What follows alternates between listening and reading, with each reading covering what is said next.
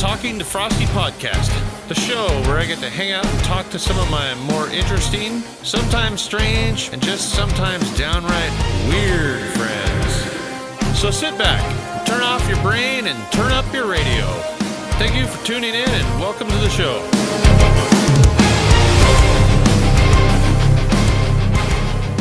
Ask me a hard question. Hard one? A hard one. Hard question. Like how hard? How hard? Is this really hard? Hard. Jesus. Okay, go ahead. Okay. Okay. All right.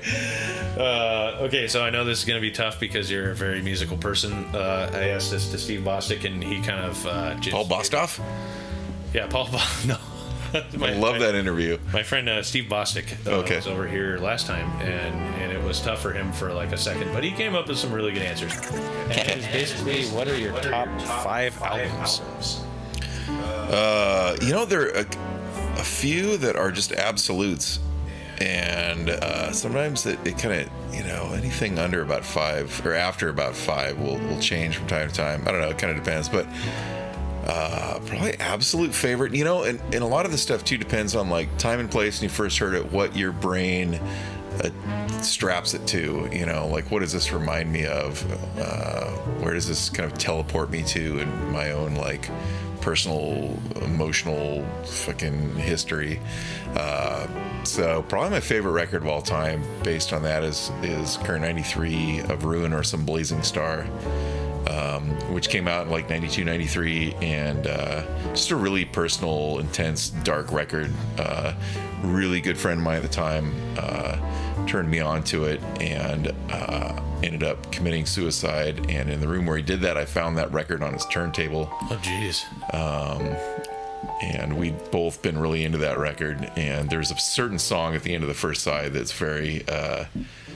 kind of relative to that situation, that time, and what he was going through. And so that record is just like, it's really dug deep into me because of that time and place. Wow. And then I think after that, like a really big one, like one of the greatest fucking records, and I weigh it against everything, and I always have, in terms of just sheer intensity and brilliance lyrically, musically, and then thinking of the time that it came out and then the time that I got into it and the way it holds up today, is the first MDC record, Millions of Dead Cops. Oh yeah, that fucking record is like, when we've been living inside an MDC song for the last fucking year and a half, sure, like a few years, like it's just, it is, I don't know, it's some of the best, like, hardcore punk. It's the realest shit. That is some real shit. Yeah. And I have to say, after that, Christ on Parade, Mine is a Terrible Thing. It's their second, it's their sophomore release, if you will. That is a fucking brilliant record. It's got all kinds of crazy samples and shit in it. Just brilliant songwriting. Kind of like pre-Neurosis-ish? Yeah, it's literally, you can hear it and you're like, oh, this is what Neurosis was trying to do before they heard the Swans. Yeah. Like Neurosis, but that guy Noah was in. Well, he went on to be in Neurosis after a while. Yeah. But I would say that Christ on Parade absolutely influenced Neurosis early on.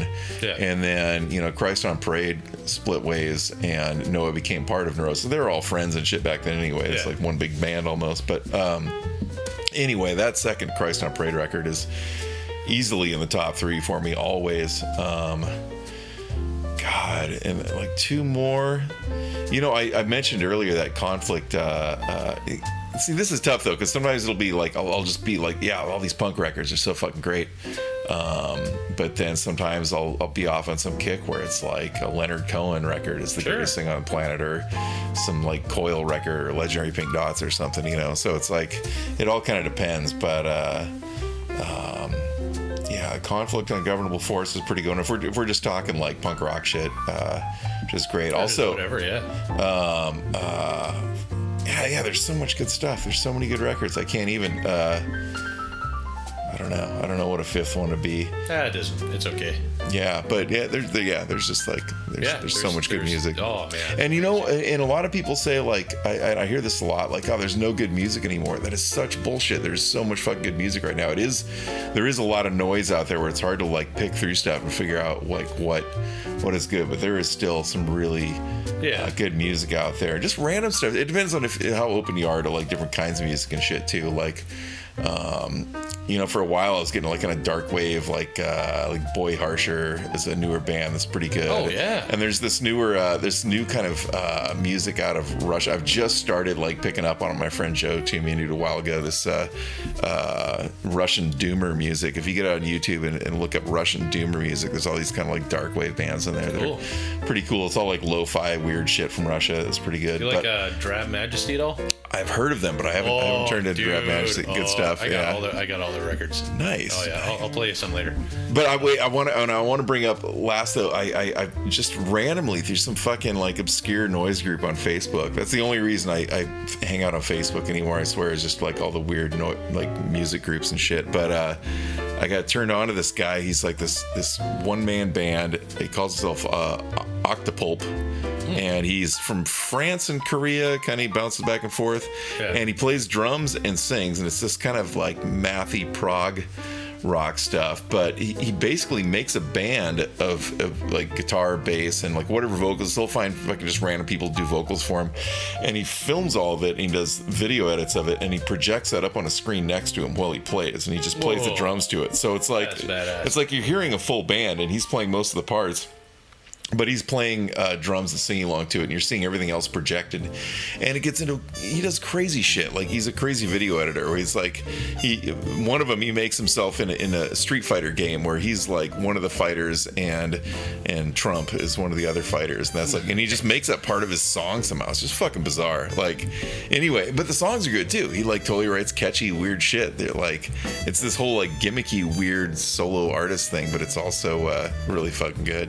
There was a guy in the 90s who would play at hardcore shows sometimes when like Today's a Day would come around, and Today's a Day, we didn't appreciate those guys back then like we do now. Like, we didn't know like how brilliant they really are, or whatever. I mean, they were just, at the time we were like in a hate breed and stuff and whatever. And then, Today's a Day would come through with like this one I always guy. thought Today's the Day is awesome. Oh, they're amazing. Yeah. I mean, they would just come and they would blow us away.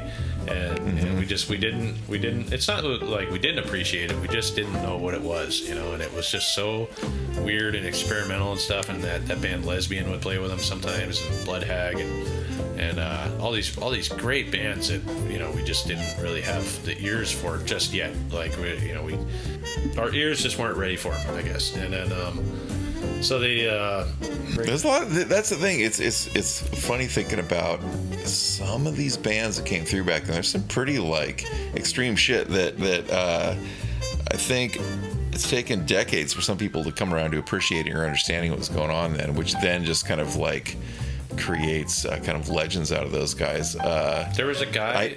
Go ahead. Oh, I'm sorry. There was a guy that would play these shows, and he was like the bass player for the Melvins or something at the time, and or maybe the ex-bass player or something. And I think he played a while ago with Ear of the Cobra or something up in Bellingham, and he would have like all the tracks of the other instruments, and he'd play those through like the speakers, and then he would just play bass. And it was just whoa, perfect. I've seen that work a couple times. I've actually been kind of like, I can't remember the name of it, edging my brain around a similar project just in my own pastime, even though there's nowhere to fucking play, or at least there won't be for a while. But yeah, there are a couple of bands like that. Who the fuck was it? It was like well, actually, the first time I saw Godflesh, it was kind of like that. It was two dudes in a drum machine. Playing with Napalm Death at the OK Hotel. It's like 92, 93, somewhere in there. That was fucking just mind-blowing good. That show sold out. I went down there to go there, and I couldn't get in. But yeah, it was packed. Yeah, Napalm Death at the OK Hotel. Just And then in the mid-90s, there was another band. It was bass player and a drummer. What the fuck were they called? They played at Yeah, Velvet Elvis a couple times. I saw them. They were just fucking great. God, who was it? It's killing me. Yeah, I can't remember the name. People would know it if I said it though. But yeah, there've been a couple like these cool. Here's another one. When we're doing Spirit, went and played in Santa Barbara, California, and played with a band called Nation of Lepers. And the first time we played with them, it was two guys with a drum machine, and they had their drum machine cranked up so loud through this PA, and the PA speakers were like this tower that went from the floor up to the ceiling on each side, and they're just loud as fuck. And right when they started, it was this high speed like double kick sound coming through it. It sounded like the drummer for Assuck or something. It just started up at fucking in there, and we were standing outside when they started, and the windows of the building were like warbling out and buckling out from the bass. It was so intense. Nice. And we were just, what the fuck, and went running in there to see like who the fuck was playing. It was intense, and it was just these two guys with the drum machine. But like, I think the key there is that they cranked it up to where it was scary. Yeah. Like they're like, okay, this isn't a real drummer, so we're gonna have to like compensate a little bit and just make it so loud and violent and intense that it's just scary. It just scares the hell out of you. Yeah, and it worked. I was like, oh, this can work if you approach it like this. Sure. Love that shit. Love weirdos doing stuff. Oh yeah. Any interesting conspiracies you subscribe to? No. I'm so tired of conspiracy theories. That's, I used to like enjoy some conspiracy sort of thought about, because it just seems pretty obvious with just the filthy rich in this world who do, own and run all the media outlets and do own and run all the multinational corporations and the flow of the economy. And who knows what their fucking motives are, what these people are really up to. And it's pretty easy to like assume that they're up to no good. But God, just after this whole like fucking last 5 years of the Trump administration, everything else, and QAnon, and I'm so fucking sick of conspiracy theories, even ones that I might have like been amused by in the past. I just don't have any fucking patience for anymore. It's just so toxic, and it's so just contaminated our society to such a degree that it will absolutely just be the death of our society if we can't figure out how to stop being so fucking paranoid and conspiratorial and just like ridiculous. Yeah, it's fucking ridiculous. Yeah, I mean, there's some that I used to really get off on that stuff, and then one day I just kind of just stopped watching the news, and my life has been awesome since then. Well, not awesome, but that's the thing, is I think there are things that you could be suspicious of out there and skeptical about, but like there's so much bullshit. It's been so contaminated with misinformation that you don't even know what you're looking at anymore. It's just like maybe that's the point. Maybe that's why we have such this barrage of misinformation anymore, is to cover up the fact that people were getting close to the truth on something, government involvement and who knows what, anything from UFOs, which maybe aren't anything other than technological advancements we've made quietly in the background, to I don't know, like I have seen a UFO though. Okay. So. Was it? I mean, well, unidentified. Okay. Yeah. I was up in Alaska, which I guess is where a lot of UFOs are seen, and there's a movie about it that I can't remember the name of all of a sudden, but where people get possessed by the UFOs, or there's Nome, Alaska, is like where a lot of UFOs are seen, I guess, and a lot of UFOs make contact with people and stuff, and Nome, I believe, is a small fishing village just north of Bristol Bay, I believe. I could be wrong. I've been known to be wrong every once in a while. Not often. No. But every once in a while, I've been known to be wrong. It's okay. It's part of being human, I guess. But there was this one time where I was sitting out on the beach in Craig, Alaska. It's like a little small fishing town on an island that's just west of Ketchikan, and Klawak. I think I'm saying that right. Klawak, Alaska is probably one of the most beautiful places I've ever seen in my life. That was amazing scenery up there. Oh, yeah. You've been to Klawak? I haven't been there, but I've been to enough different little bio biome areas of Alaska, whatever you fucking call it. There's a lot of different regions, different types of nature you can find up there, and they're all beautiful. There's just like, I remember being in like this plane one time, and I'm scared of flying for the most part, unless I'm drunk and I can get on a plane, but there's flying high. Yeah. There was this one time where I was going to this fishing camp through on a little biplane, and I was looking down, and they don't fly super high off the ground, but I remember looking down at the earth, and I remember looking and seeing like a piece of land, and I was just thinking to myself, I wonder if any human has ever walked on this part of the earth before. Like it's probably a pretty good chance that nobody human that no human being that's human. No human being has ever walked on this like little stretch of the world or something. It does feel like that up in Alaska in a lot of places. I've been to a few places way out middle of nowhere that totally feels like you get the sense like no one's been here before. Yeah. So I was out on this beach in Craig, Alaska at about 11 o'clock at night, and there was like these I wasn't part of the slime line. I was kind of a utilities guy, and then I was welding for a little bit, and sitting out on the beach, and it was like the one place in Alaska that I was at a fishing camp where my cell phone actually works. So I was catching up with people and stuff I hadn't talked to in a couple months, and I was out on the beach, and there was the shift change, and then so everybody that was working came out. It was kind of like that Metropolis movie where the people are going out and the other people are going in, kind of thing or something. Just kind of a weird relevance to that. And then so I was by myself out there, and everybody was going into their bunks and just going right to bed. And then, just within seconds you'd see like lights on, lights off, just like lights on, find your bed, lights off, go to sleep. And then it was during like the busy part of the fishing season. And then one night I was sitting out on the beach, and I was trying to talk quietly to this friend of mine, and I remember looking up in the sky, and I saw like this, what I thought was a shooting star or a satellite or something. It was a dinosaur. But it was moving really fast. Like it was moving to the left, like from right to left, like pretty quick. And then I thought like, oh, okay, that's cool. It's a little shooting star. I haven't seen one of those since I was like a little kid or something. Because you only see that kind of stuff when you're a little kid, I imagine, on camping trips or whatever. But like, so this thing was moving across the sky like really fast, and then from out of nothing, it just stopped in the middle of the sky, or space or whatever, and then just like shot right back to where it started. Just like if you blinked, you would have missed it. It was just I don't even know how fucking fast it was. It was so fast, it just went right back to where it was, 1,000 miles away or something. Mm-hmm. And then it got really bright, like it was looking at me or something. I don't know. I mean, it was just weird. It got really bright to where I almost couldn't look at it, and then all of a sudden it just went back to like whatever, and then it just sat there for a second, and then just shot up into the sky like nothing, and disappeared. And I was just like, I was talking to my friend. He's like, there's like a little pause in the conversation, and he goes, "Are you still there?" And I go, "Yeah, I think I might have just seen a UFO."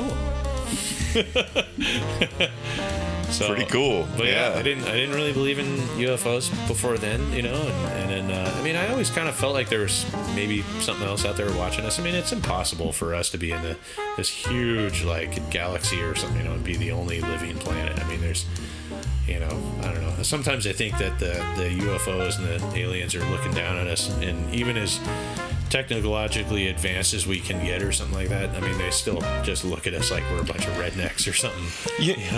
I put a lot of thought into some of this lately, and one thing I keep coming back to is like, if we were as a species to go to another planet that had life on it, and life that had been developing for billions of years, there would be like the microbiology of a planet and of living creatures is so dynamic and so intense that the likelihood that we could go to some other planet that is inhabited with life and exist there without like getting terrible diseases and terrible things happening, like that would even happen on this planet with the slightest imbalance of an ecosystem, like the Europeans coming over and landing in South America and just wiping out entire native populations down there. Like, it would be kind of like that, like our biology either wouldn't be able to handle or would completely annihilate an alien planet.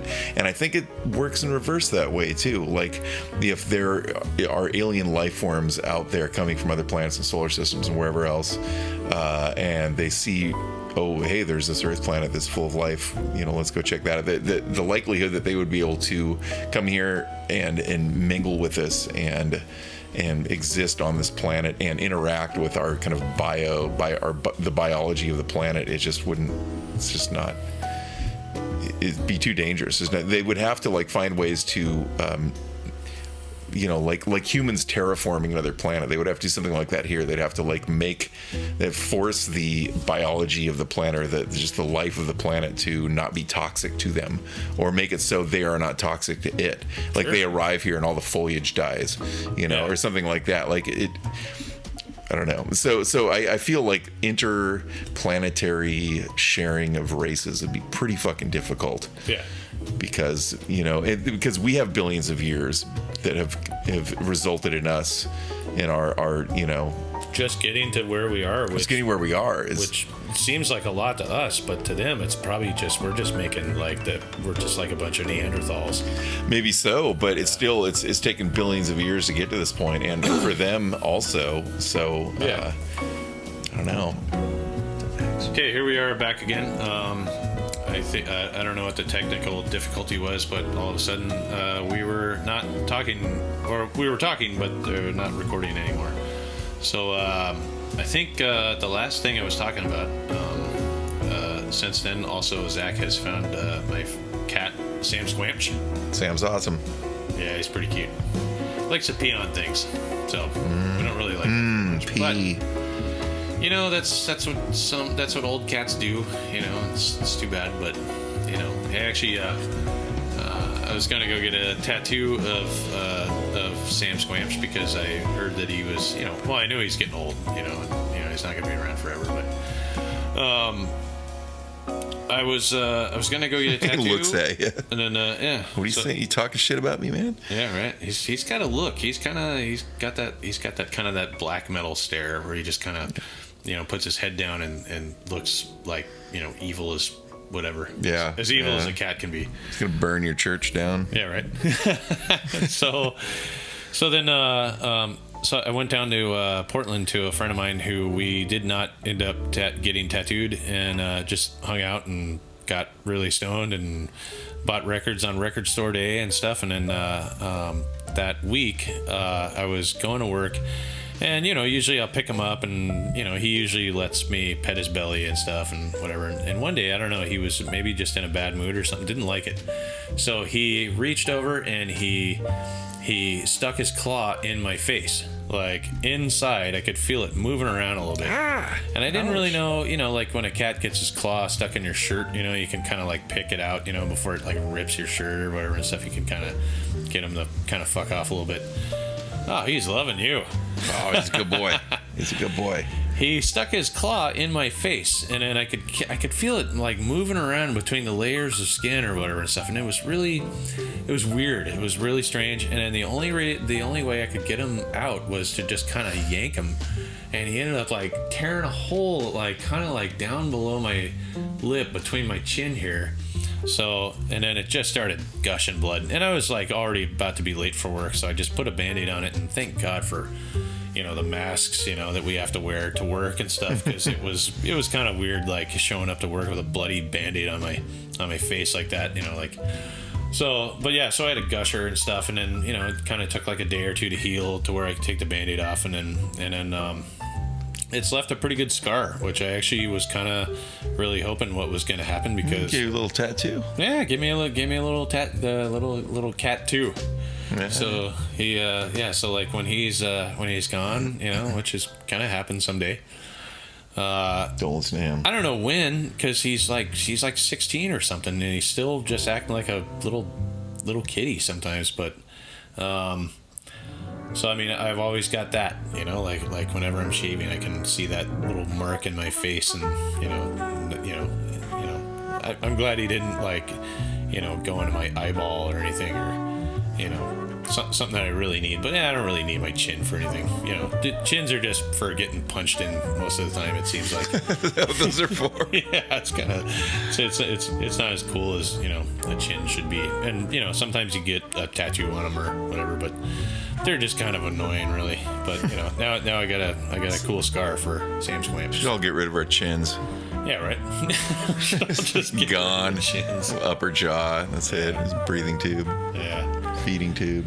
It seems really obvious now that I kind of look at it like people who get into drugs when they're younger and they don't have a really good, a firm foundation in who they are and what they want to do with their life.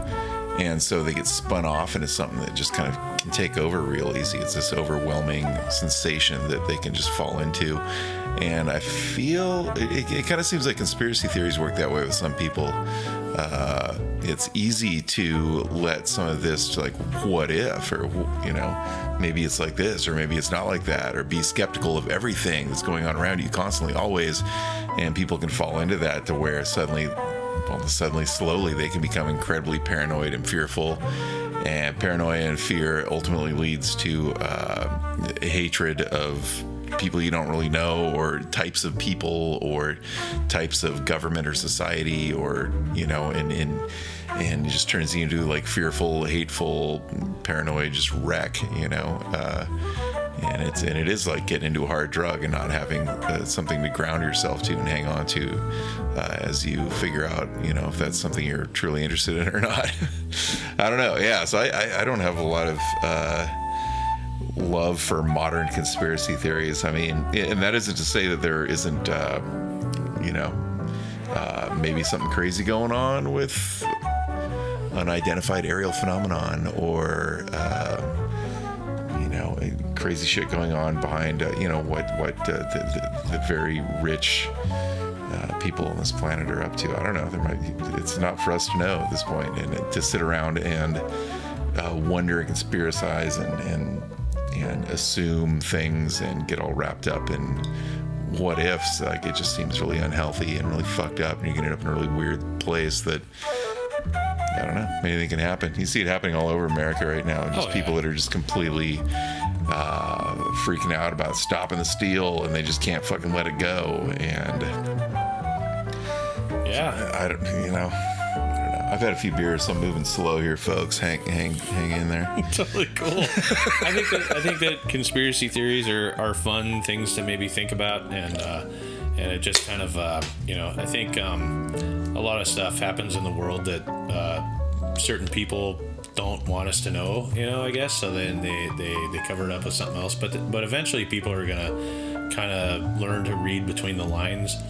But I don't think it's anything that you should actually like completely base your life around or something, like conspiracy stuff. Yeah, I mean, there's all kinds of crazy shit, Fucking knows. Whoa, buddy. Well, there goes Sam sneezing. So Sam's got a bit of a respiratory problem, I believe, or maybe it's like a sneeze or something. He sneezes and he blows snot everywhere, so watch out. Is that what was about to happen? I think so, yeah. He's sound asleep and he's making some crazy noises. Yeah, he's just old, and he's got there's stuff that we don't know how to fix on him, and he's just old. Yeah, he sneezes and big snot goes everywhere. So that's exciting. It's good to know. It's good to know, because he's got me pinned right now. Yeah, that's coming out. I'm getting hit with it. Yeah, buddy. Well, that's all right. I like an old cat. I don't care. I can take it. Sure. I've been through worse stuff. Oh yeah. We never talked about drywall, but I don't know if we want to go into that or not. Oh, sure. I don't care. What do you? Zach and Isaac. I don't care. He was Zach when we were taping. Yeah, sure. Yeah. I think that was kind of the time then we actually became like real friends. I think. I mean, we knew each other, and I to suffer together changes things. Though. Oh yeah. When you're like freezing and I don't know, picking me up in a van and driving to some, and you're sleeping on a boat. Oh yeah. I was living on my mother's boat in Shilshole Bay Marina, and it was just like a weird, interesting scenario. I split up with a girlfriend of mine that I was living with, and my mother had this boat, and she was like, well, you can live on this boat, and it's only like $200 a month to moor it, and you can totally live on it. and I was like, fucking yeah, I'll do it, you know, and you know, so I was kind of, I don't think I was in any bands at the time, or maybe I was. I think I remember, yeah, I can't remember if I had a cell phone or a pager or whatever, but like, you would pull into the parking lot and either call me on a cell phone, or maybe maybe the payphone or something, I think, and because you just lived up the street. Yeah, this was like 1998, and I was I was in Ballard. It was in 98. Yeah.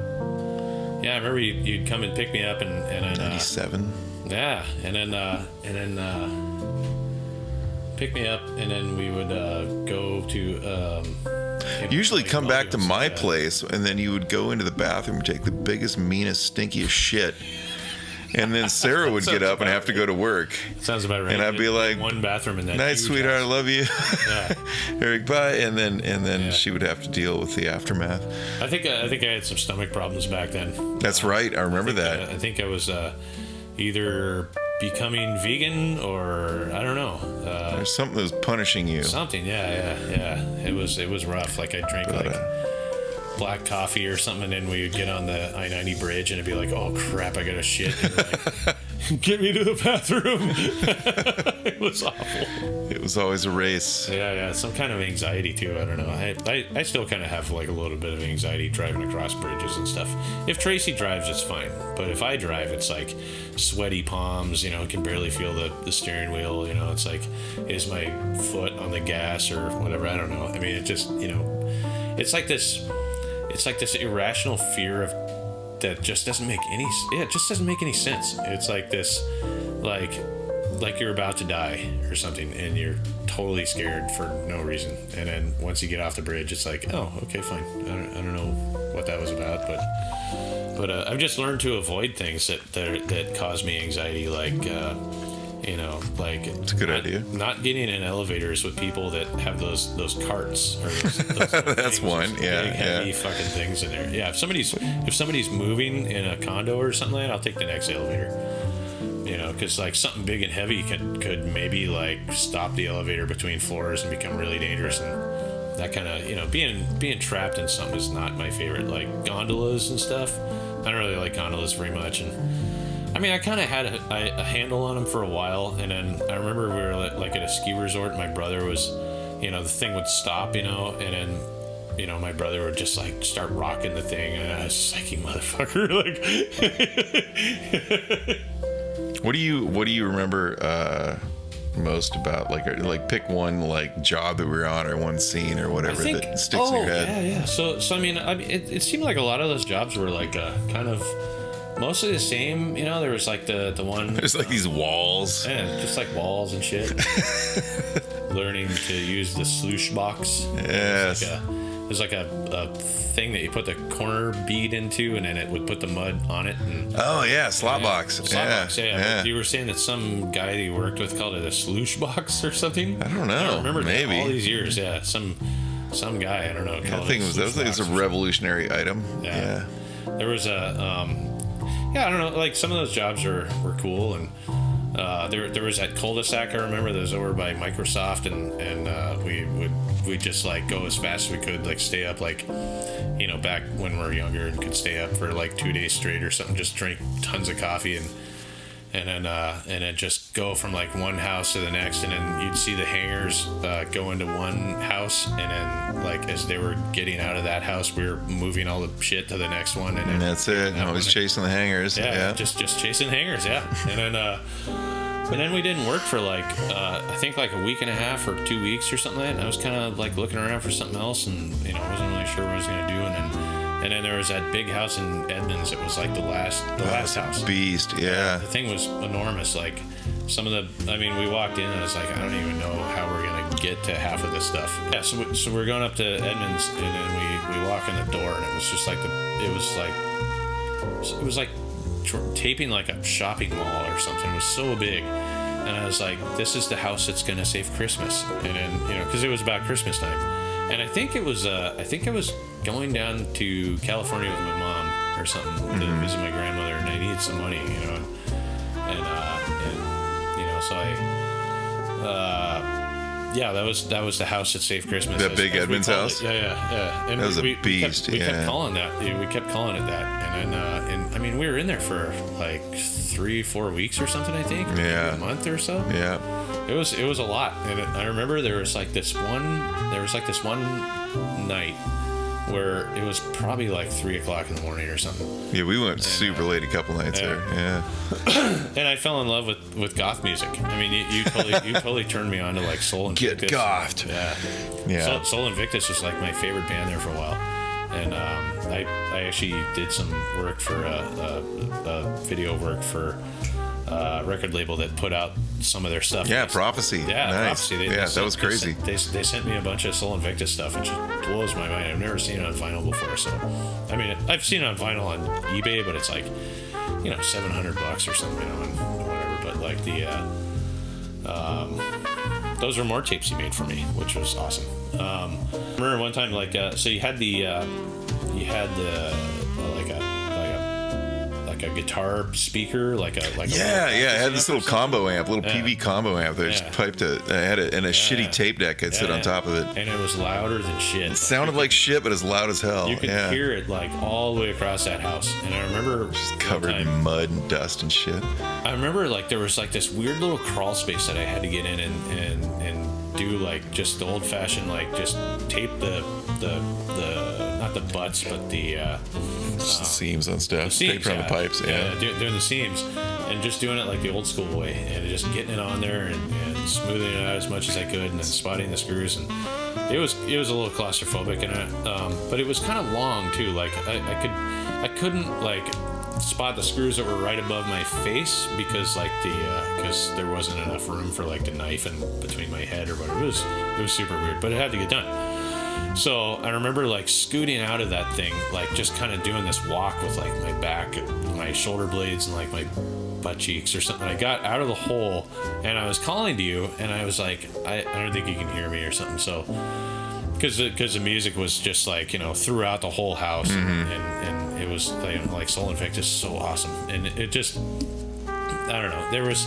So then I remember like walking down some stairs and back up some other ones, and then going around this hallway and like down some more stairs. It was a fucking enormous up house. Some other stairs, and then like into this big living room area that was like it was like 3 stories or something. Yeah. And I remember seeing you on the scaffolding. Like you built the scaffolding to like 3 stories, and you had like these planks, and then like a bucket in the middle of the planks, and then the stilts all the way to the ends.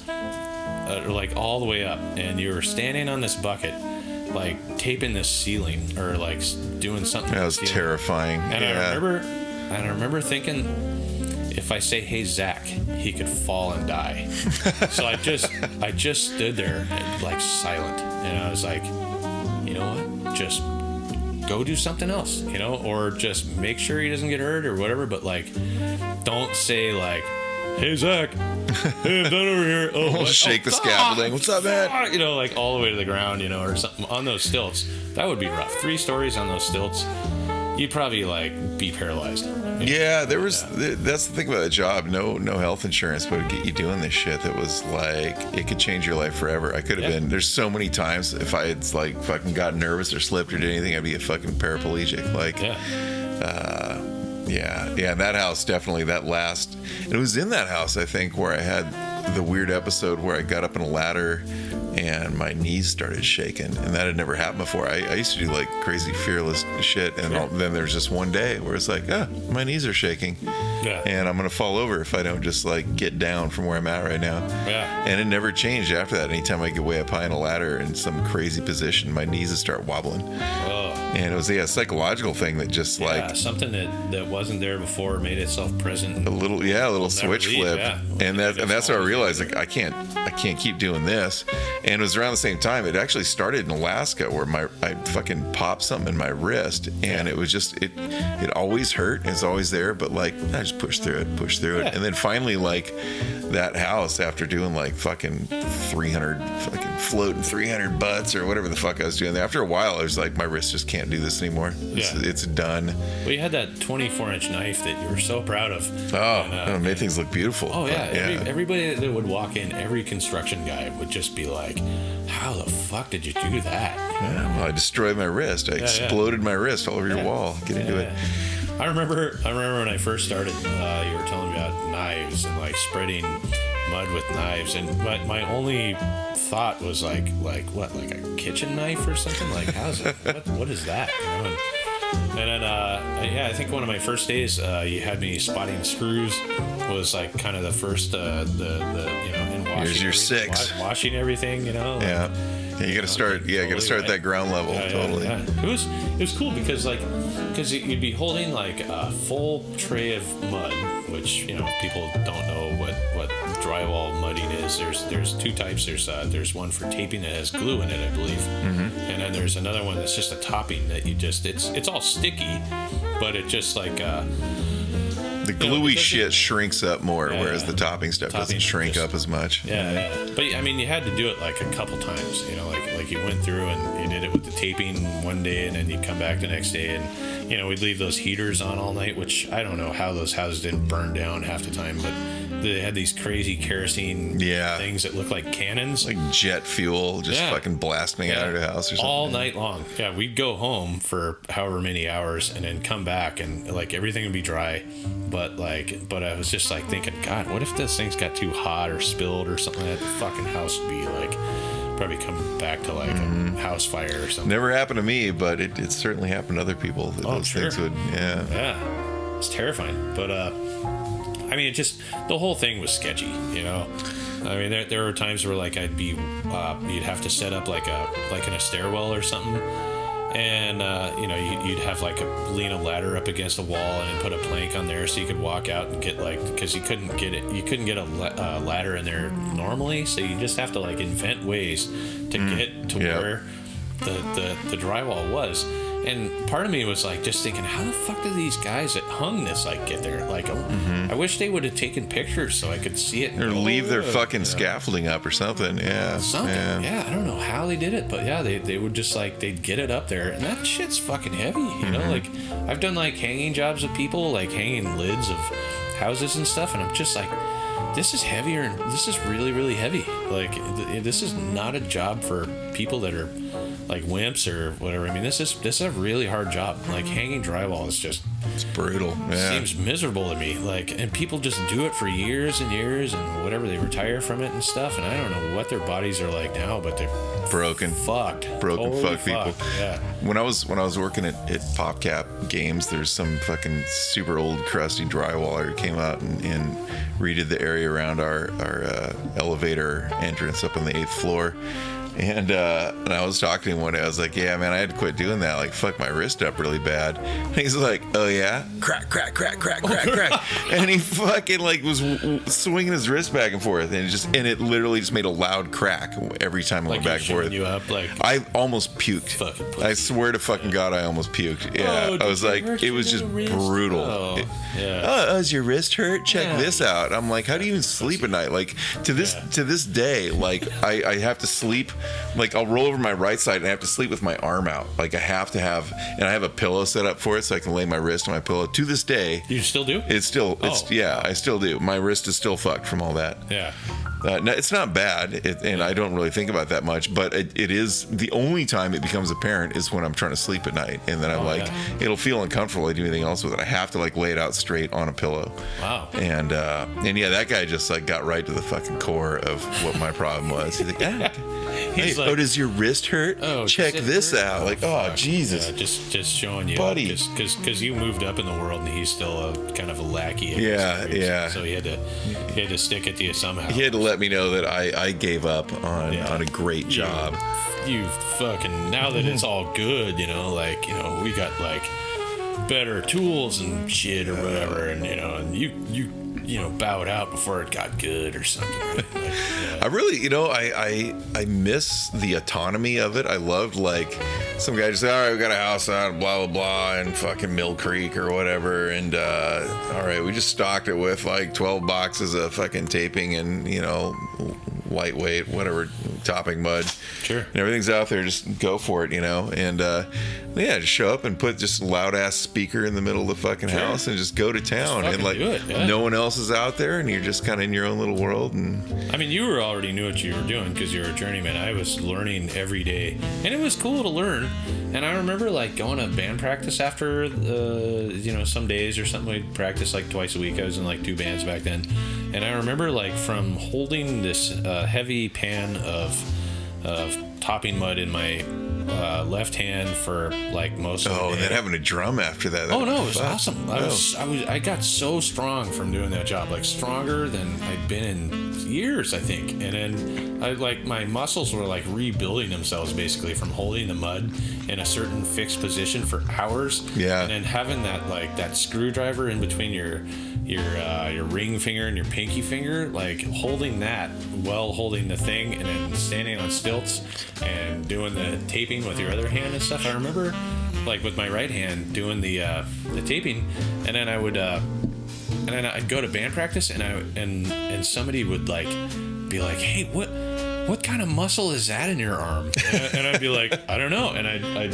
kind of do my arm like this, and this big old muscle would pop up out of like near my elbow. And I was just like, oh, that's kind of interesting. I didn't know that was there. And then, yeah, so that was kind of a trip being like extra strong, but, Yeah, you were in Last Man Standing then, I think. Yeah. And I remember dropping you off in practice there. Yeah. Those guys would just trip out. I'd come in with like drywall all over my arms and stuff, and that was a hard job. And it totally was. Yeah. And after you hurt yourself, there was like the chance that I could go work with somebody else that you knew or something. But I think by then you realize I don't want to do that. Well, no, it wasn't really that. I think I was at a point where like I could probably do it by myself, Mm-hmm. But then there was like still stuff I didn't know how to do, and I think if I really wanted to take my apprenticeship a little bit farther or something like that, I could go work with somebody I didn't really know. But I was really bonded with you, and I think once you were done, I felt like I was kind of done too. Like, I wish we could have carried it through. It just it's like I could feel a biologic clock ticking in terms of my wrist just isn't getting better. That doesn't feel any better. And then my knee wobbling thing, and just like it just felt like the curtains are closing slowly on this whole thing. Sure. Like either I'm gonna get really fucking hurt, or I'm just gonna have to call it at some point, And it did suck also, like having to always chase down paychecks from these fucking raggedy old fucking like angry construction worker dudes that don't give a fuck about you or anyone else. They're totally just off in their fucking. Everybody was there was just like no reason to be like dicky to us. I mean, there were so many dudes. Oh, there's so many assholes in construction work. Oh and my it's god. Just like, again, I'm not I'm not knocking construction work. Hats off to everybody that does it. It's fucking hard. It's a fucking hard, thankless job sometimes. Being a construction worker is awesome, and it fucking kind of sucks too. But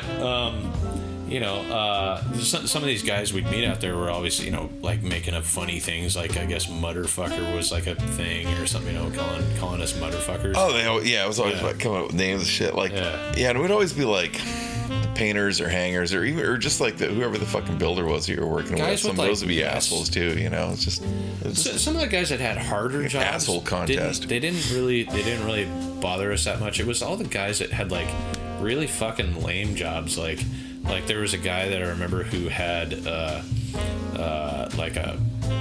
he would take like these half rocks or something and like glue them to this fake chimney or something in Bellevue.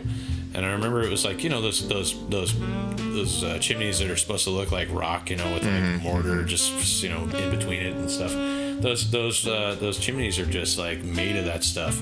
And then this guy would just like take this caulking whatever stuff compound and just like glue the backs and then just glue it to the thing in like a really artsy way that looked kind of cool. It looked like it was just kind of thrown together by cavemen or something, but there was an art to it. Mm-hmm. And I remember he was like, "Hey, motherfucker," and I turned around and I was like, "Hey, what's that in your hand right there? What is that?" And he goes, "It's caulking." And I go, "So it's a caulk? And you think I'm funny because I do mud? You're calling me a motherfucker?" But like, what? So it's like, so you're the guy who's bugging me. Like you're a fucking caulk guy, like cock something. I can't remember what it was. Cock in your hand guy. Yeah, I seem to remember that exchange. And then you kind of came up behind me, witty as you are usually, just started fucking tearing into this guy, like cock something and rocks and hard stuff and hard cock, and it was just so. I was like, no, I didn't. All right, Zach, and then this guy just kind of fucked off and he went and did his thing or something. But one thing to this day that I still do, like, I mean, even now, like, I mean, I can see, like, I mean, this building is old, but I mean, you can see the seams. Oh yeah, you gotta poking through and stuff. I mean, you just throughout the years, like, eventually stuff. Our old house, there's so much drywall shit I got to do in there. I just smooth walled a stairwell in our house and reminded myself of everything I fucking hate about taping drywall. In fact, a lot of the building stuff up and taping is not that big of a deal. But finishing stuff, I just fucking hate it. Especially smooth wall. Like, okay, now we're gonna make it look perfect, and you just end up covered in dust and eating shit with a hot fucking 500 watt halogen lamp next to you, and it's just like, and you never get it just right. It's like there's always a little something that's bugging you about it, which may or may not matter, but you see it, and it's just like, God, fucking. Every once in a while, like, finisher or something, I'm like, dude, I'll fucking do it for free. Like, I just kind of want to do it again sometimes. Not like on a professional level, but like my ex-wife had some friends down the street from her parents' house that like had a bathtub that was unfinished or something, for years. And I was just like, what have you been doing? And they're like, well, we hang this like these tarps up so it doesn't get the drywall wet or whatever stuff. And I was like, dude, I can fucking bust this out for you in like, a couple hours or something. So we went to the hardware store and they got everything that I needed, and then went back there and I turned on some tunes and just went to work, and I was having such a blast. And then they're like, what do you want? Like, what do you want to get paid? And I'm like, fuck, I don't care. They gave me like a 6-pack. $1 million. Yeah, they gave me like a 6-pack of this Sleeman Honey Brown beer that I fucking love to this day. That's cool. And I just, and then I got, I drank like 3 of them, and I just kind of stumbled back to my ex-wife's parents' house and stuff in Canada. And every once in a while,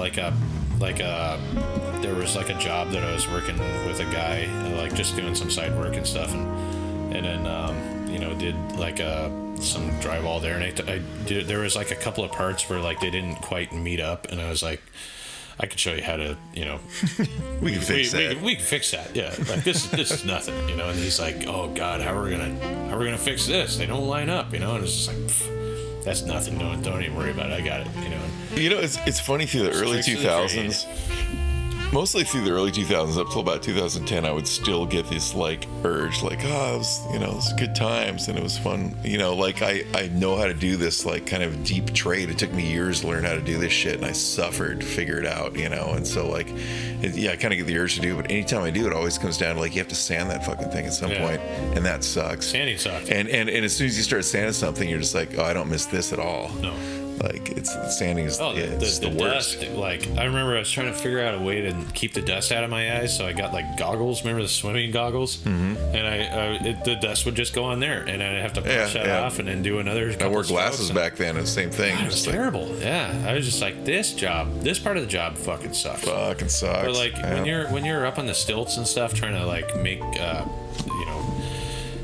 figuratively, or not figuratively, but literally making ends meet, like making the ends meet. Like, I mean, he felt like an artist up there, and it definitely fed kind of my artistic side. It does feed into that at some point, especially once you realize you have more control over it than you realize when you first start out. You're like, oh, I can actually make this look good if I just finesse it, and you figure out how to finesse stuff, like it is satisfying, and it's satisfying, like, especially I got into where like doing a tape coat and like a single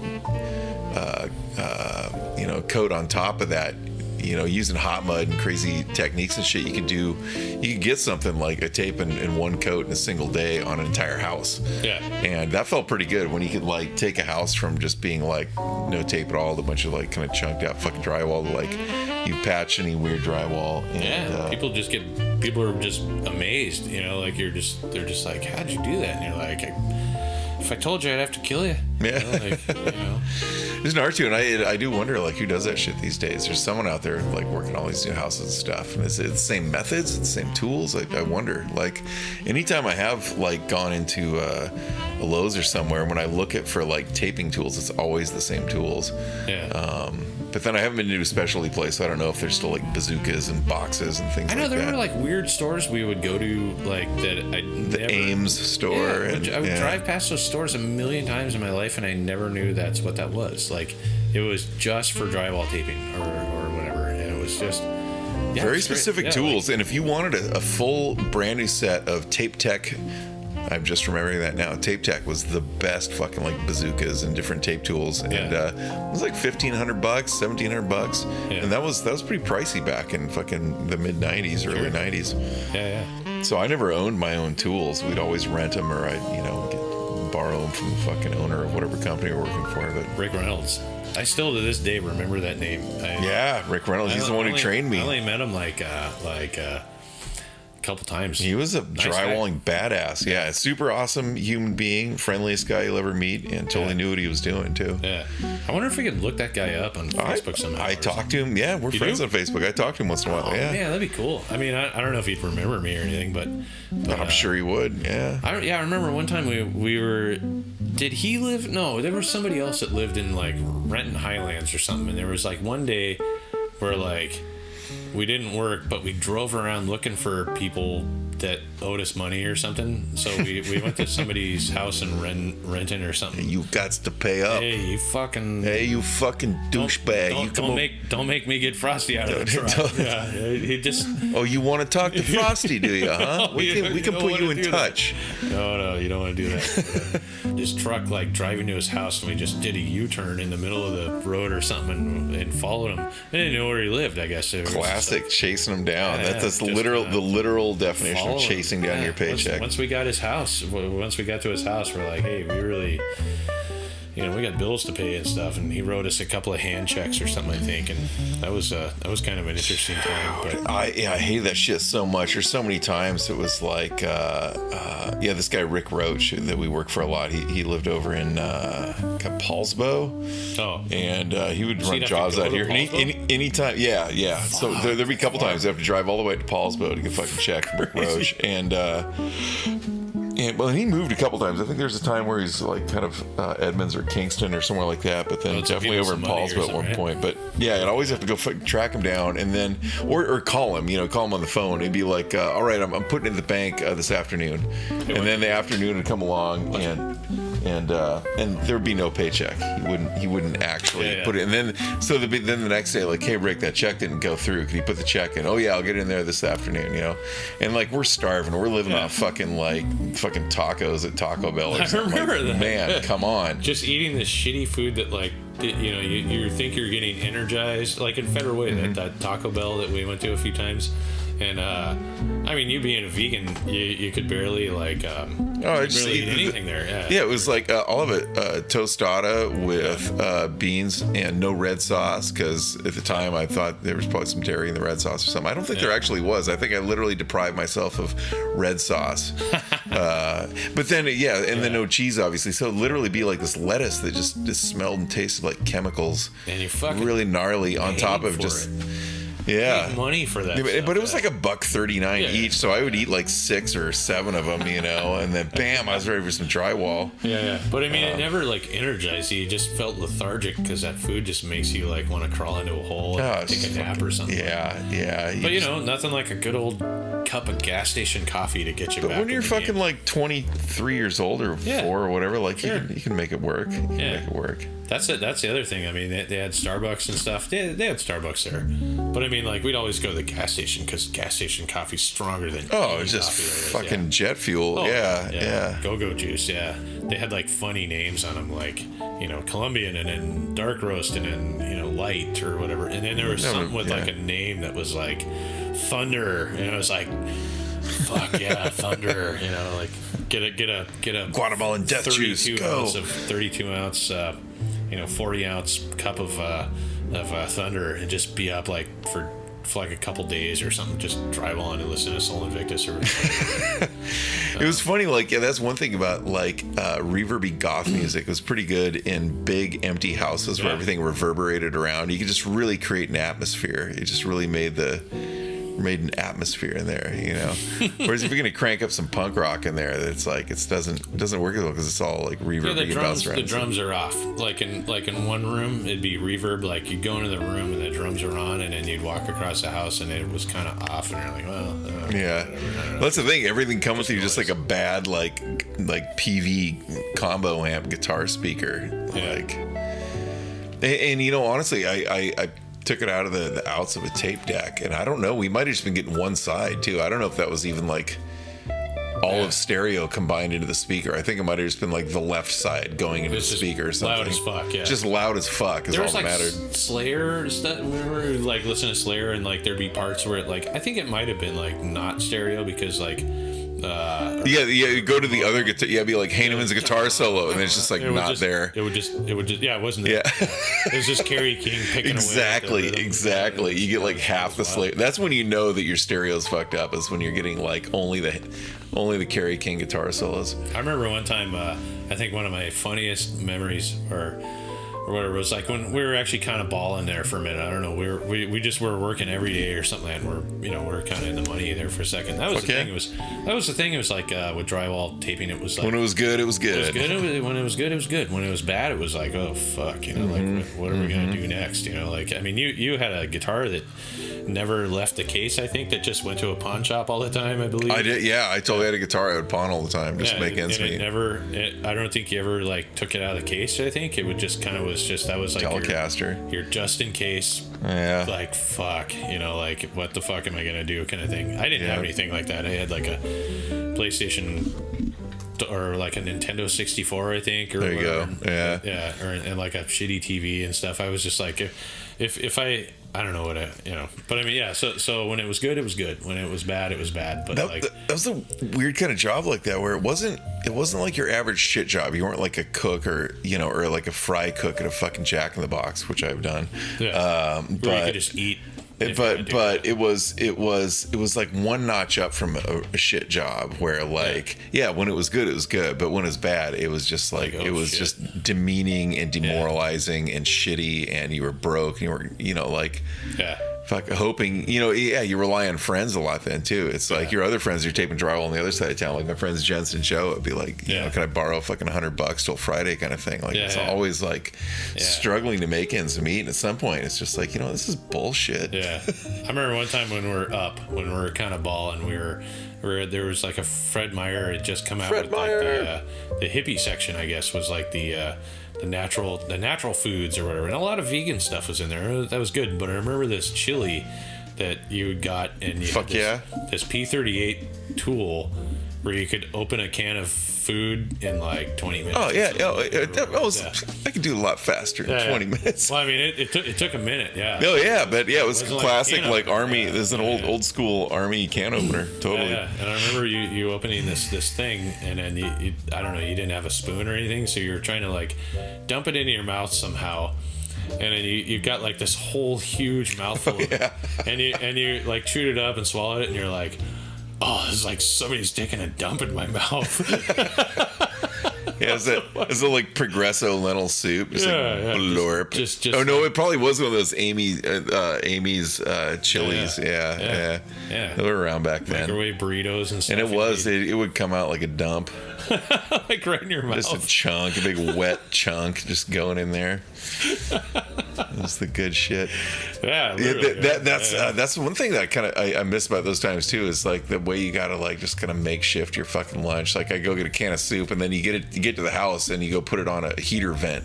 Yeah. So that'll heat your soup up. So while you're working through the morning, then your soup's getting all heated up, and when you get to lunchtime, it's like you got a hot can of soup right there. You have to poke holes in the top of it, or you just got to. And if it's a new house, you got to make sure you find a vent that the hangers didn't take a dump in. Yeah. That You was, find all kinds of weird stuff in those. yeah, it's like, oh wow, it's a new house to tape. Why does it smell like rotten piss? Yeah, because these animals. Oh, yeah, it's 'cause they're not allowed to stop. They have to hang it like as fast as possible because time is money. Well, I think So that there's nowhere to like take a shit. Well, and in some cases, like, because construction was so dog eat dog in a lot of cases, the fucking, and just full of assholes. Like, yeah, if a hanger or a framer or an electrician is going to get fucked over, whoever's putting the windows in, they're like, oh, you're fucking me over? Oh, yeah, I'm not going to pay as much. Oh, you're going to be trouble? I will take a shit in this heater vent. Yeah. And then the first people that turn it on are the tapers. No one else cares about the heat in those places till we get there, but we need the fucking mud to dry. You smell that? Kind of smells like human shit. There were jobs I get to where like we'd walk in and immediately smell something and turn the heat on, and if the heat turned on and that smell got worse, we just wouldn't do the job. It's like someone took a shit in your heater vent here. Oh God! Let us know when you get that cleaned out. Yeah, and then we'll come back or something. But but it's fucking fucking animals, man. Yeah. It's just it's kind of a trip that like now we live across the street from a gypsum factory, which it's not a gypsum factory, it's like a recycling plant where they bring old recycling or not old recycling, but bring old recycled drywall and they chop it up, and I don't know what they're using over there, but sometimes the house shakes here and stuff, and luckily I'm not here most of the time during the day, and then but sometimes it feels like they're just prepping us for like the big one, like when the real earthquake comes, we just won't even notice, But yeah, I've seen gypsum factories, like it's like after that all happened and stuff and you hurt your wrist, I kind of was like just kind of doing odd jobs and stuff, washing dishes here and there and just doing whatever, and then I ended up going up to Alaska and then being on a fishing tender for... That's right. Yeah. It was like I was working at the New Orleans restaurant in Pioneer Square, and my boss, Gay Anderson, she was kind of dating this guy who just fucking asshole, but like he needed some crew members or something, and he kind of he didn't Shanghai me, but he kind of what do they call that, honeypot somebody or something when they tell them it's like, oh, it's so great and I'm such a nice guy. And then you get there and it's not, but you can't get out. It fucking sucks. Yeah, you're in the middle of the tundra and they're like if you quit, you have to figure out how to get home, but if you stay the whole season, the whole fucking shitty time, and you don't die, because that could happen too. Oh yeah, absolutely. Yeah. There were times where like we were not supposed to leave the quarters of the like the thing. I mean, you couldn't go outside, and it was just like, oh, what's the big deal, and all of a sudden the whole boat goes bam, and like hits something, not something, but like hits a swell or something that, and could easily throw you off the boat, and there's been stories of people just like outside, like went outside to pee and gone, smoke a cigarette, and that's it. That's and all. No one ever found him. And the engines are so loud they can't hear him like screaming or something or whatever. And then fuck, you're in the middle of the Bering Sea. Like, fuck, are you gonna do? Like, you're gonna die real fast. You're gonna die really, probably pretty quick. Like you should just take heed that just maybe just fucking. Just inhale. Go under the water and just inhale. Man, to go from gnarly drywall jobs to that's pretty. It's character building. Yeah. And then, but then as a merchant marine out in the Great Lakes, and we were actually taking gypsum, like in the big holding tanks. There was like a 1,500-foot bulk carrier ship, and these big tanks and stuff. You take like coal and rocks and whatever asphalt's made out of and shit, and all kinds of just sand, all kinds of shit, and you take it from one side of the lake to the other and whatever, and dump it off and take a big load of shit. And I remember one time we were taking gypsum, and then one of the guys was like smoking a cigarette or something. This guy yelled at him. He's like, "Don't smoke near that stuff. It's highly flammable." And I was like, "It's actually not, but whatever. I'm not the boss, so what the fuck do I care?" But Well, I hope he fought that guy. Just beat the shit out of him. Fuck that guy. There's a couple of times where like you get in arguments with people on the boat, and you couldn't leave. But the boat was so big, it was like, you just had to walk something off. Kind of ignore each other for a while. Yeah. Oh, totally. Yeah, you could go for a walk down to the end of the boat and then all the way back, and it was if you had just walked like 6 like city blocks or something, and you were fine. You'd come back and be like, hey, sorry I blew up over that stupid thing. Nobody slept in forever. We were working like 100-hour weeks and stuff. But still, don't get too close to the railings when you're behind you. Yeah, right. If you know what I'm saying. Yeah. Right. Just watch your ass. Just watch your ass. You're meeting those crab up close. Yeah. Yeah, drywall taping, that was fun. I mean, I still, every once in a while, I'll go to like Lowe's or Home Depot and stuff, and I'll see the BDX stuff and the boxes and stuff, and a little part of me just wants to buy one, like you were saying, like one time just buy one. Yeah. I got some BDX topping mud to work on the house a while ago, and it smells so good. I just wanted to fucking eat some of it. It's just delicious. There's I mean, just something about that smell. I don't know. It's not. It is a good smell. It just makes weird. you kind of like nostalgic. It is. It's like a certain perfume or an incense or something like that you recognize, the type of food that was cooked when you were a kid or something. Yeah. But it's one of those. It takes you back. BDX lightweight topping mud is like there's an odor. Yeah. To get a guy stoked. Yeah, there's like the other day I was delivering a pizza in a building that's like a brand new condo, and there was a scent in the hallway that reminded me of my therapist's office when I was a little kid, and I kind of was like, I mean, ding! You just rang your bell for a second. Yeah. I mean, I took my mask off for a second. I was the only one in the hallway, but like I took my mask off and I took a big sniff, and I was like, whoa, that's like Sue Betts' office. Wow, weird. I haven't thought about this person in 40 years. Like I was 8 years old when I was in therapy, and some bad stuff happened to me as a kid, and obviously I went to therapy and it was great. I worked it all out, somewhat. But then, there was just some scent about that hallway that just took me back. Isn't that fucking weird? Weird? Like I had that same experience walking through like some lobby of a big building, and there's a perfume that hit me that I hadn't smelled since I was a little kid, and it was so strong, and it just literally fucking teleported me back when I was like 7 years old. And at the time I remembered who it was and where it was, and it just immediately put me. I'm not recalling it right now, but it is weird how a scent can just take you somewhere. Take it right back to where you were. It's fucking weird. It's yeah. Weird. It's like I can remember like weird, like really highly detailed parts of my life from 40 years ago, but I can't tell you like why I walked into the bathroom or the kitchen or like went outside or something. It's like, it's a really, I don't think it's selective memory. I think it's just like, when you walk into, maybe it was just getting older or whatever, but like formative years, you've got all these little like things that connect in your brain that are really going crazy when you're younger, and there's not so much when you're older. Like knowing every turn, like when I was Tracy and I went to went to Canada for her birthday, on her 50th birthday, and I swear to God, it was like driving a straight line. Like I knew every turn, like before it was going to happen or something, because I'd done it so many times with my ex-wife. We had to go up to Canada like fucking every 2 weeks or something, and it was cool, but it was just like you're always good at the location-based stuff. I have another friend like that too, Todd, who's just like, once you can go somewhere once and you know how to get there again. Which is weird. That's really odd to me. Like I struggle with that for sure. Like if I can't find it, it doesn't. I halfway know where I am all the time. Where it seems like if you've been to a place once, you could totally go there again. Sure. Yeah. It could years be later, years and years and years, and I'll know exactly where to go. Yeah. I guess that's why that's your superpower. Good at my job. You should wear some spandex. Yeah, well, I have to wear spandex in the wintertime. It gets pretty cold, and sometimes it rains, and my line of work, which is pizza delivery on bicycles. Fucking A. I'd wear spandex. Being out in the elements, yeah. Chicks dig it,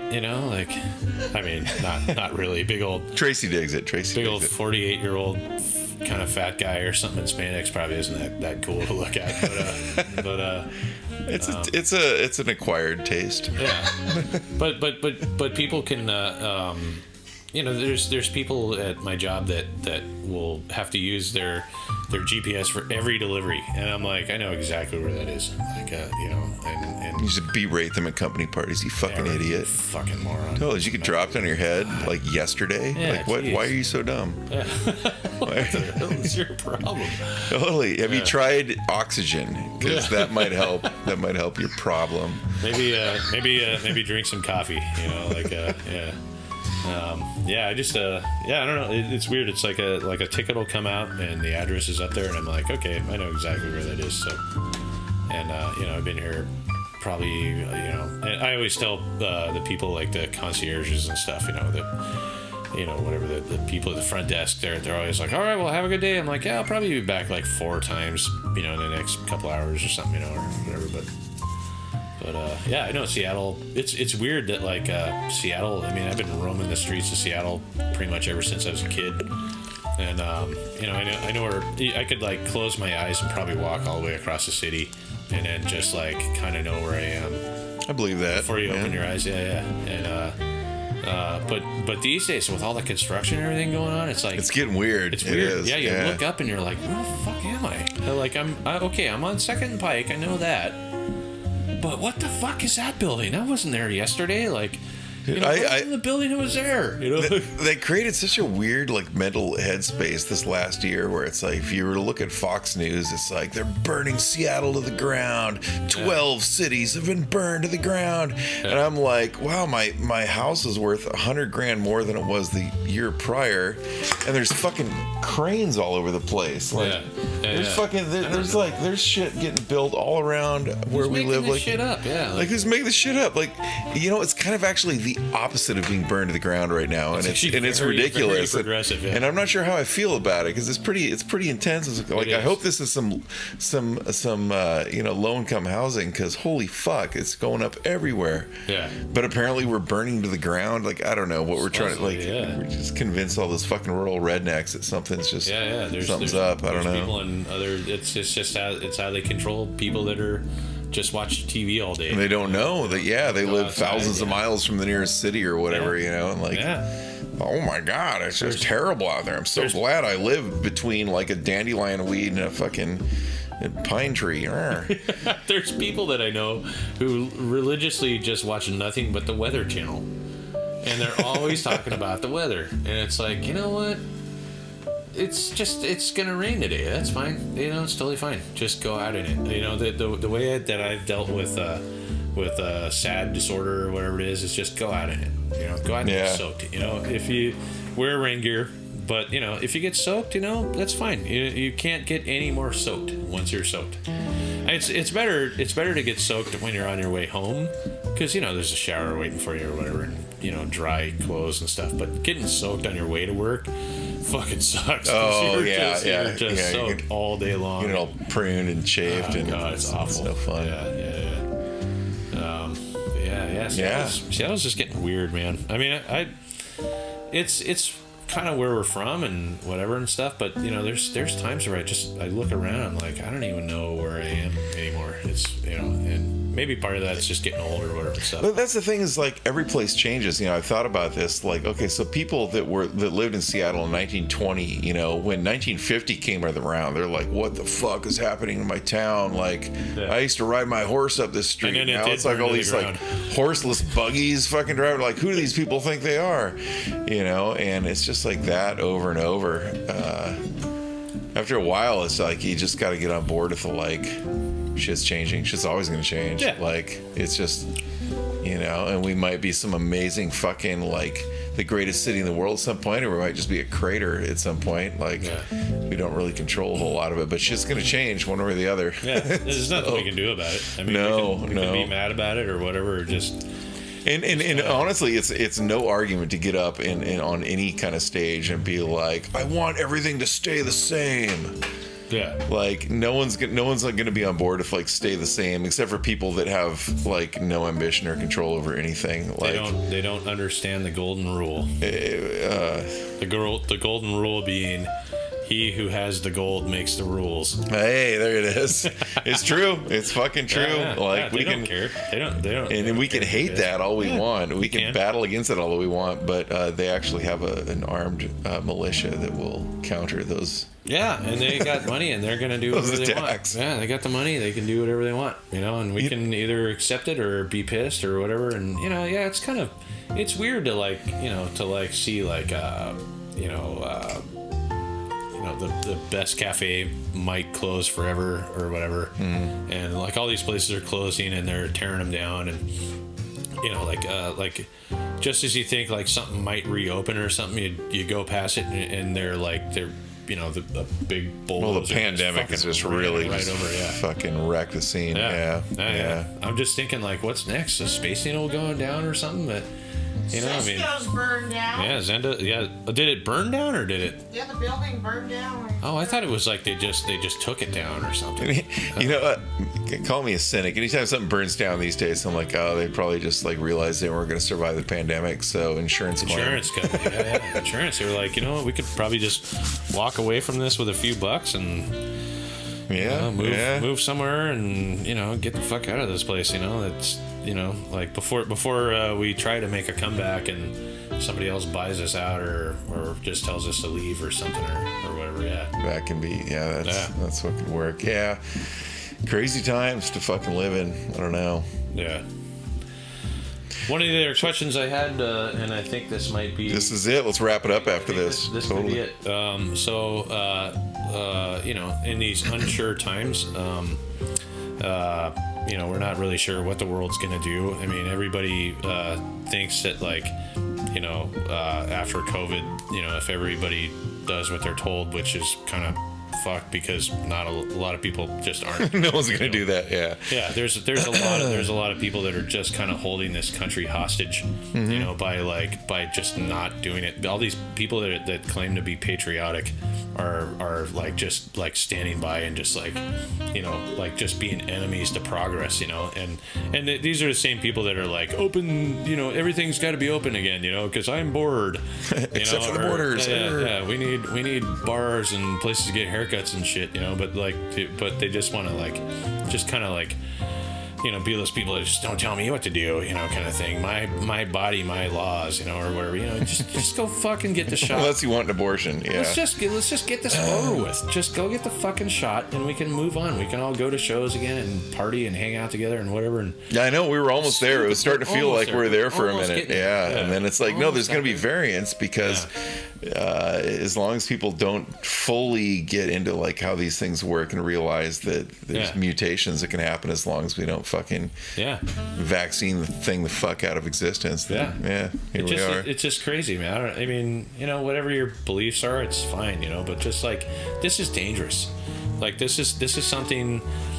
Like, I understand if some people don't like dark chocolate, or some people don't like. Yeah, but that doesn't end up affecting other people. That's the thing is I'm kind of, as I ruminate on this from month to month, I'm like, some people don't deserve freedom. And it's usually those people that are like crying freedoms the most, the ones that are like, oh, I need the freedom to fucking shoot my neighbor in the face. Yeah. And if you can't respect my freedom to kill everyone around me with this virus, then you're a communist. Yeah. And I feel like, like there's so much irony and hypocrisy and bullshit there. I just feel like these are the people that don't deserve freedom. This is why anywhere in the world there is a lack of freedom. If anywhere in this planet there's a crunch on freedom and you're forced by a military state to do a certain thing, it's because of dumb shits like this. Absolutely. And you're bringing it to America with all your fucking just bullshit. It's so much just denial and bullshit. It's a shot. It was probably one of the easiest things I've ever done in my life. It's a shot. I know. Not dead, not sick, doing fine. It didn't hurt at all. Like, I didn't get sick. I mean, maybe a couple people get sick. Maybe they have I had one day where I felt like really fatigued and tired, and I woke up the next day and I was fine. Yeah. And it was so much less than even the weakest cold I've ever had. Sure. And it was like just fucking worth it. Yeah. So let's say everybody gets the shot and everything goes back to normal, whatever that even means anymore. Like, I don't think the world's ever going to be the same. Yeah, let's say the cats and dogs can fly. Yeah. So was there anything that you didn't do that you kind of took for granted that maybe you think you might like maybe look at again, as opposed to like, you know, kind of like Steve Bostic mentioned, not a bucket list because we're not dying, but a fuck it list, like something that you would put money aside for in a jar and maybe have a list and be like, this money is not for bills, it's not for rent, it's not for anything else, it's for doing these things that like I, you know, whatever. So if the world actually goes back to normal, what would be on your fuck it list? I could tell you right now, Metallica. I'm gonna go see Metallica. For years I've loved Metallica ever since I was a kid.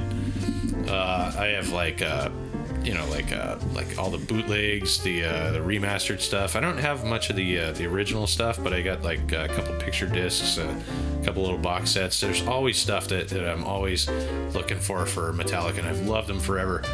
But I don't really like them as people, you know, like, and they've done some kind of sketchy things with, you know, like, I mean, there's stuff that I don't really read into because I just don't want to hate them any more than I already do. But I mean, you know, the whole Napster thing when they tried to sue all their fans, and people can defend them all they want, you know, like saying, well, you know, it's being a musician's like, you know, that's a job too, and you wouldn't, you know, like go into a grocery store and just start eating the food without paying for it, right? I'm like, no, but those guys are billionaires.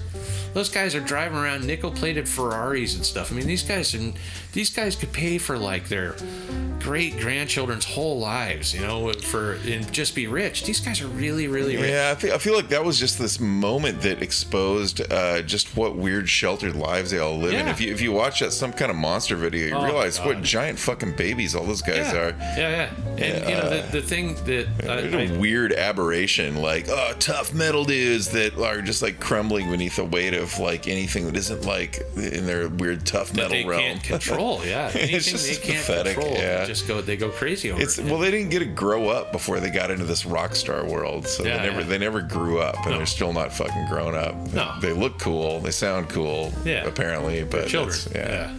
They I mean, there's some kind of monster movie. I mean, it's interesting and it's kind of fun to watch, but at the same time, it's like when like guys that play like football or something. I mean, don't get me wrong, I fucking love football, love the Seahawks. Fuck the 49ers, anybody who's listening. But they're mad about making $20 million a year or something. Or just like their life changes or something. They can't control it, so like they're on the news about it or something. There's always some kind of news story about like a football player or a rock star or whatever, you know. It's just like, you know what? Shut the fuck up. Play rock and roll. Go win the fucking Super Bowl. That's all we want. Okay, we don't need to know about your other stuff. We know what kind of person you are, and you know. I've thought a lot about that, and I think that it's that each individual person is just like they're not stuck in their own head, and there's a certain amount of like turmoil and dissatisfaction and struggle that each human being needs to have. Just because you have $40 million doesn't mean there's some weird fucking chemical in your brain telling you that you need to have a hard time right now. Yeah. You know, whereas like those of us who don't have that, we've learned, you know, we've had our hard times in other ways. We think like, oh man, that would totally solve all the problems. But like, I think that there is some like built-in human thing that is like, you must struggle and hate life in some way or another, and whether you have $40 million or you have fucking $10 and a broken down truck or whatever, like you're gonna struggle about the same, because your brain is just telling you have to. But nobody gives a shit about like your average Joe guy who's like broke and, you know, like might lose his house or whatever. I mean, has real problems. You know, these guys, some of these guys have like just problems behaving themselves, and you know, when it's off season or you know, when they're not, you know, doing all the stuff Motley Crue does or whatever, you know, in rock bands and stuff, and you know, some of these guys, they just complain so much, and I just, you know, I mean, I mean, James Hetfield, you know, I think I would like to hang out with James Hetfield.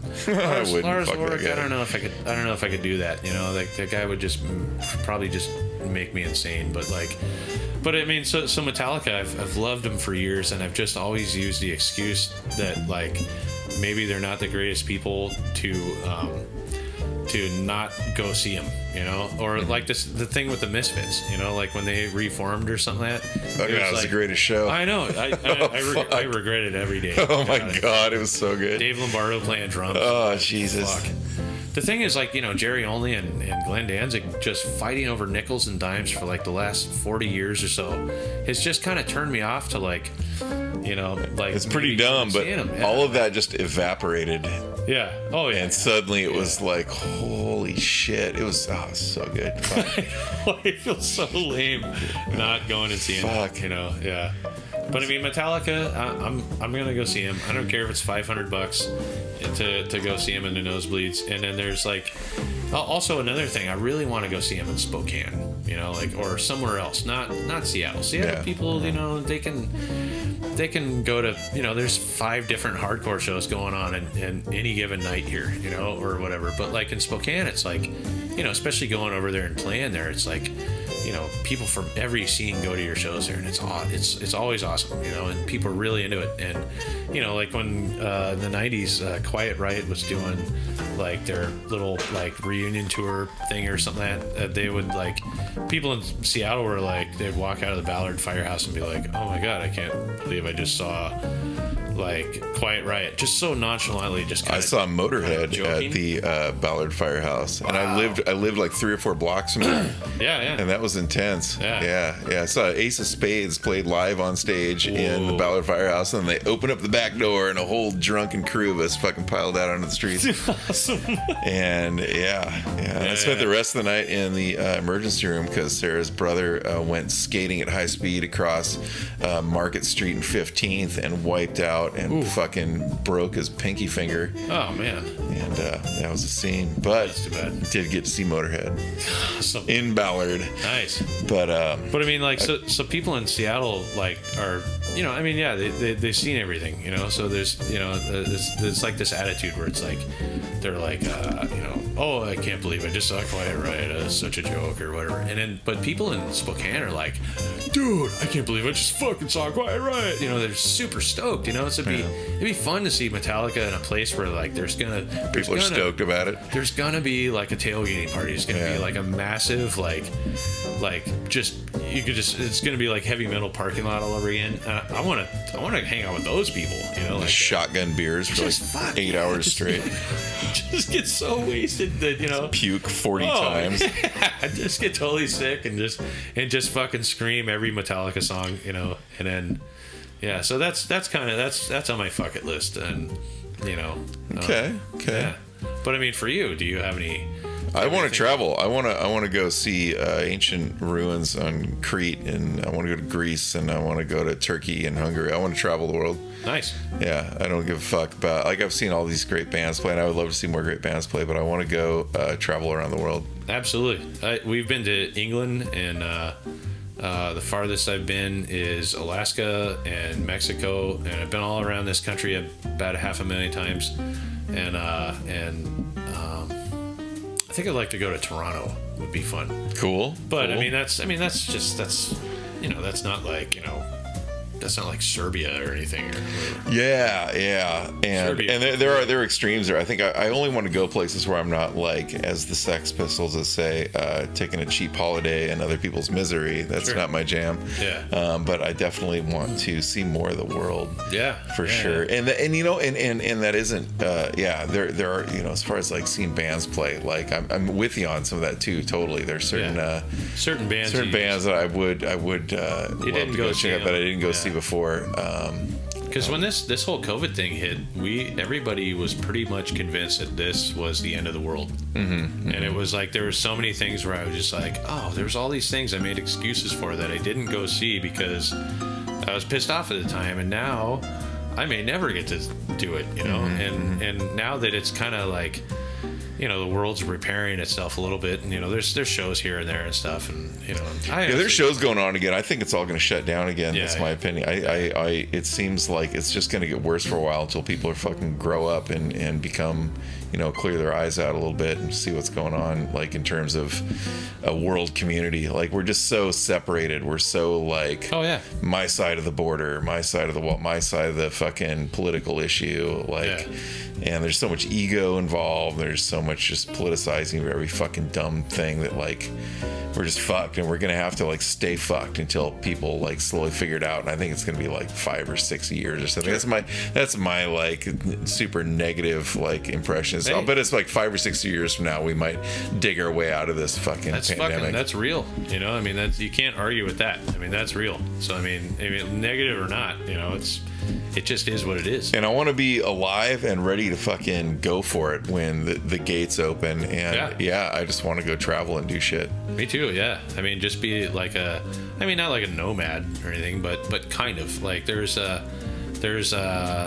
I like my civilized life. You know, I like having a place to come home to. And we're getting a big dose of it these days, aren't we? Oh, man. It's like, how much civilized life can you take? More than we ever wanted, yeah. Jesus. But there's always been a guy, the part of me that loves traveling and loves touring, loves doing just I don't know, like I have this thing where I don't know, I'm kind of obsessed with Omaha, Nebraska for some reason. Like I don't know why. I just want to go there and like get a hotel and just hang out there for like a week or something. Maybe rent a car and do something. And then bam, you would no longer be obsessed with it. Yeah, right. Yeah. I'd just be over it. I'd get there and be like, yeah, this place fucking sucks.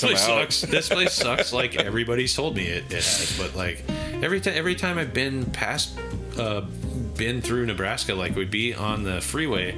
And there'd be like an exit or something, and it was just like we never got to go, in my dad's truck or wherever. But if I was traveling or something, we just never got to go.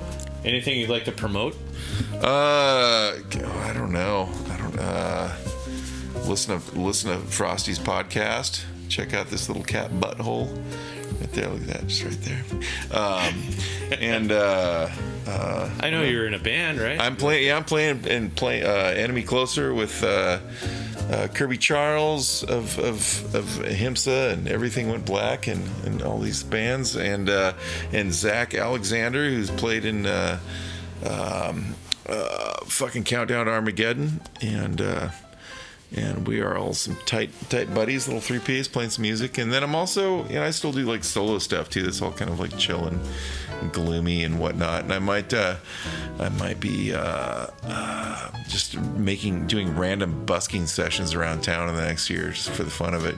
Sure. Just like randomly bomb a place and not let anyone know that I'm showing up there. And I will play music for a bunch of complete strangers who have no association with my music whatsoever. Just have like a van and then just like the doors bust open and you're doing it for like however long. And you know what's funny? I've gone even further than that. Close the doors and leave. So I've got this electric scooter that's kind of badass, and I've got a trailer that I attach to the back of it, and I've got these 2 speakers, or 50-watt speakers, these little Roland cubes, and I can just basically arrive anywhere on my scooter and just fucking play a set of music and then take off. That's and just play it in front of people who have never heard of me and don't know who the fuck I am or what my deal is and might totally hate me. I don't know.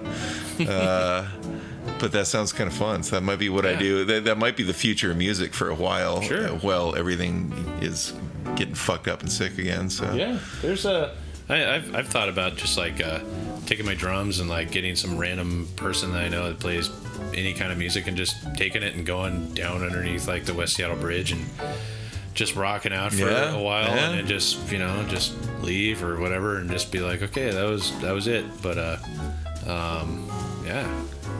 any kind of like things people can look at your bands on, like it's all on Bandcamp. Yeah, if you go look at Enemy Closer or Ritual Addict or The Arid Sea, Nothing Left, those are all bands that I've been in it's all up in Bandcamp.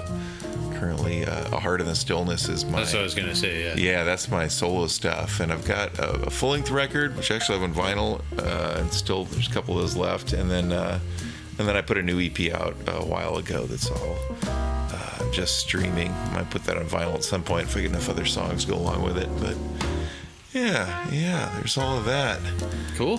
But and now my wife's been working in the yard all day, and she really wants me to bring her beer.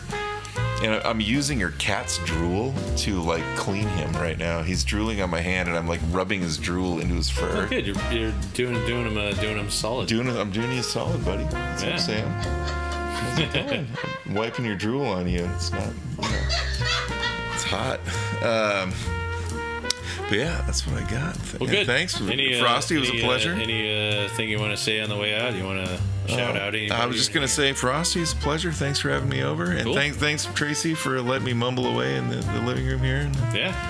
And thanks Sam for being my little buddy. And I realize you're old and you got a lot of mucus, but it doesn't mean you're not worthy of love. Cool. That's right. All right. Well, thank you, everybody, and thank you to my good friend Isaac Aubrey. I'm saying that right? No, Aubrey? yeah, Okay. yeah. Good. All right. I've known you all these years, and sometimes there's nothing worse than like messing up somebody's name. Dude, Jas and Frost. Jas Holm. Jas and Frost. It's fine. It's fine, Frosty. Frosty. Yeah. Well, thank you everybody for tuning in, and this is Talking to Frosty. If you'd like to be a guest on the show, give me inbox on Facebook or Instagram. Yeah, Facebook I'm not really pushing that, but Instagram definitely. If you know me and have my phone number already, shoot me a text and come be on the show. This is the show where anybody can be on it that wants to be, and my only rule is just don't be fucking boring. Other than that, I guess that's it. And thank you for tuning in. And thank you, Seattle. Good night.